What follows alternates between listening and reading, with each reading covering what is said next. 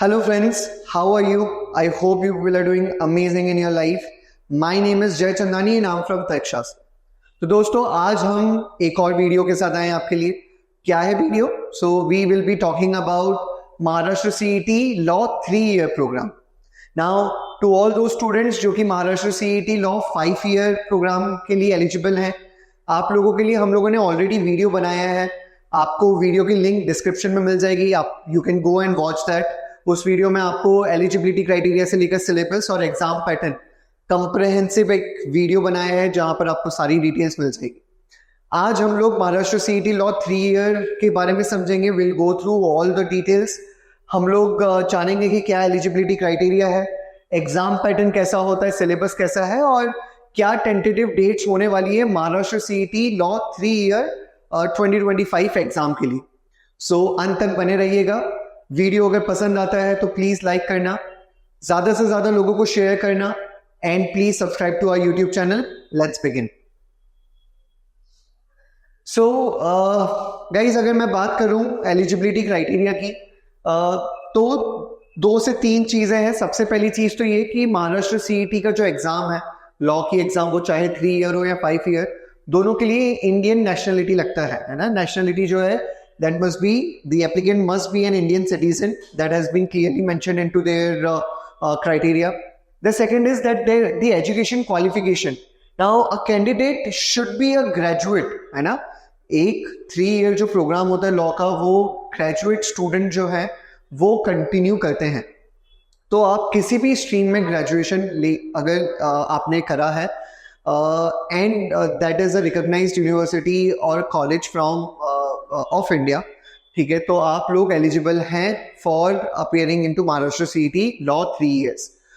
The minimum qualification or the minimum percentage that is required is 45% for open category, OMS and EWS, and 40% for SC/ST candidates of Maharashtra, and 42% for VJNT, SBC and OBC candidates of Maharashtra state. If I talk about the age limit, so there is no age limit. Age restriction कुछ भी नहीं है. If you are eligible with the above 2 things, then you are eligible for the exam.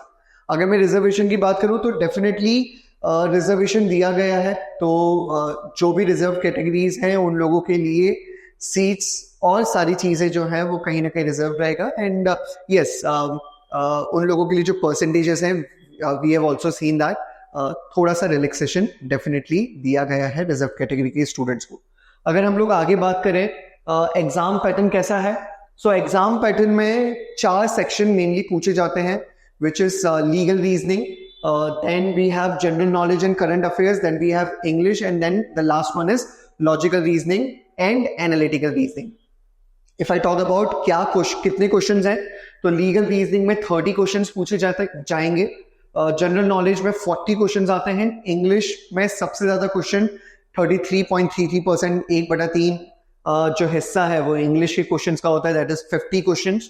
Logical and analytical reasoning जो है वो 30 questions रहेंगे. Total मिला के 150 क्वेश्चंस हैं. It is an online exam, computer based test होगा. जो क्वेश्चंस रहेंगे वो मल्टीपल चॉइस क्वेश्चंस रहेंगे जिसमें 4 ऑप्शंस ईच रहेंगे.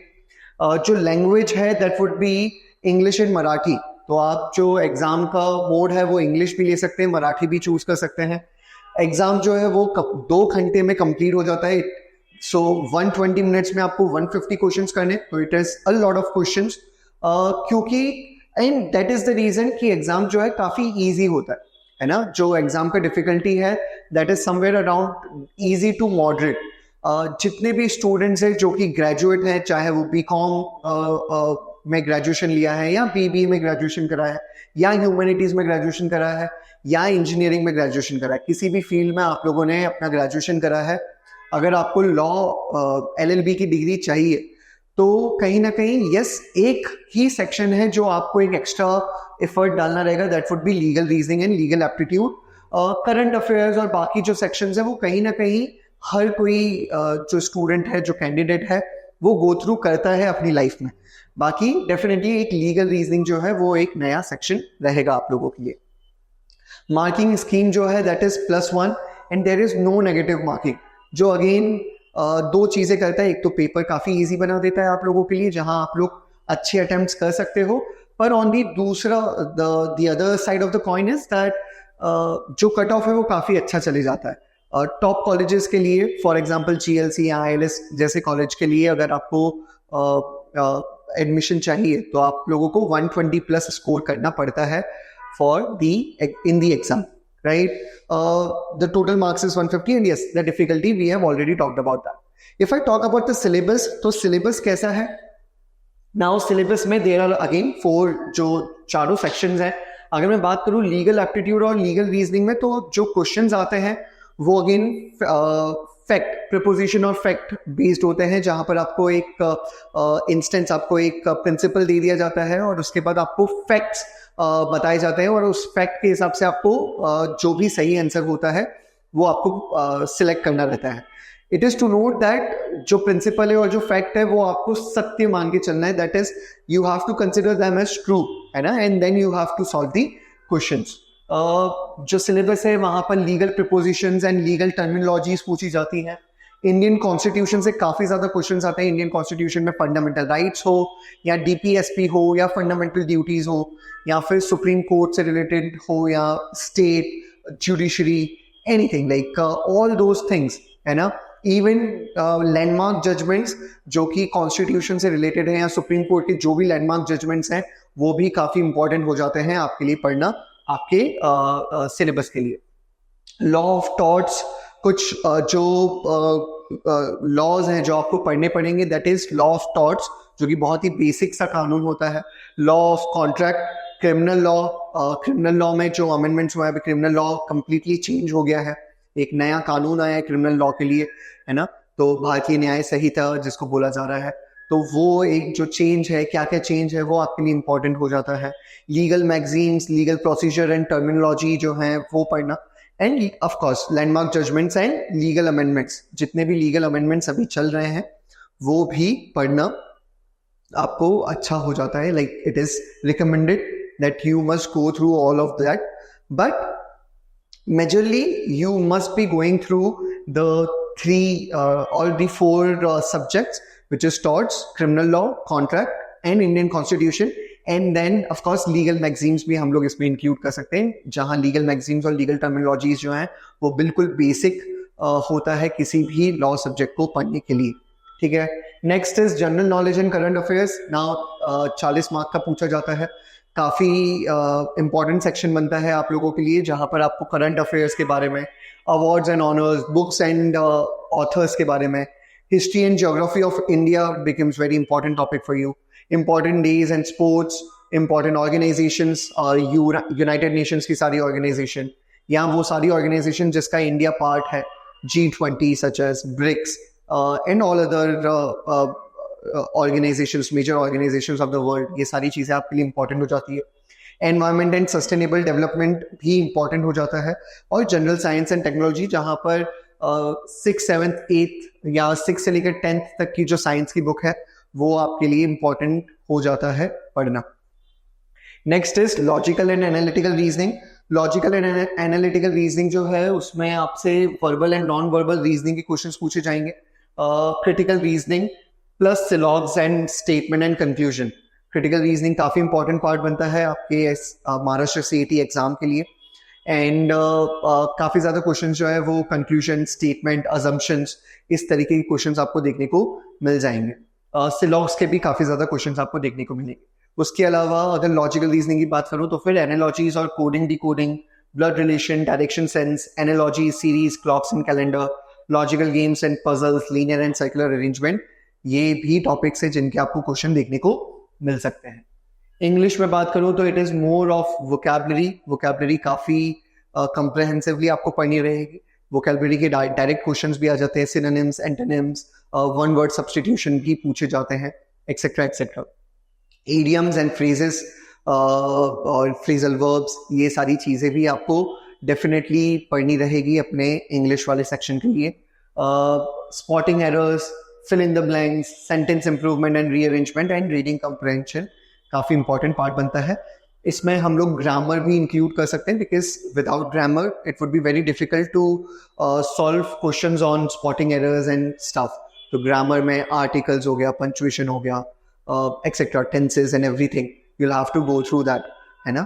And this is the comprehensive syllabus जो महाराष्ट्र CET लॉ 3 ईयर में पूछा जाता है. अगर मैं बात करूं कि क्या टेंटेटिव डेट्स हैं 2025 महाराष्ट्र CET लॉ के लिए, जितने भी बच्चे टारगेट कर रहे हैं उनके लिए, तो जो महाराष्ट्र CET लॉ 2025 का नोटिफिकेशन है वो हम लोग एक्सपेक्ट कर सकते हैं कि पोस्ट अक्टूबर, आप लोग पोस्ट दिवाली नवंबर दिसंबर में आप एक्सपेक्ट कर सकते हैं कि नोटिफिकेशन जो है वो रिलीज हो जाएगा. अगर मैं बात करूं कि रजिस्ट्रेशन कब से स्टार्ट होता है, तो रजिस्ट्रेशन यूजुअली जनवरी से स्टार्ट हो जाता है. इस साल 10 जनवरी के आसपास स्टार्ट हुआ था. यू कैन एक्सपेक्ट कि सेकेंड वीक ऑफ जनवरी में आप लोगों को रजिस्ट्रेशन की डिटेल्स जो है वो महाराष्ट्र CET की साइट पर मिल जाएगी. महाराष्ट्र CET लॉ की 20 एडमिट कार्ड जो है फॉर 3 ईयर वो आपको मार्च में मिल जाएगा. जो एग्जाम डेट है वो कहीं ना कहीं मार्च और अप्रैल 2025 में आनी चाहिए. जो आंसर कीज हैं वो आपको अप्रैल में मिल जाएंगी. और जो ऑब्जेक्शन विंडो खुलता है ना, आंसर की रिलीज होने के बाद आपको ऑब्जेक्शन विंडो भी मिलता है, जिसमें आप, अगर आपको लगता है कि ये क्वेश्चन जो है उसका आंसर गलत दिया गया है आंसर की में, you can raise that objection.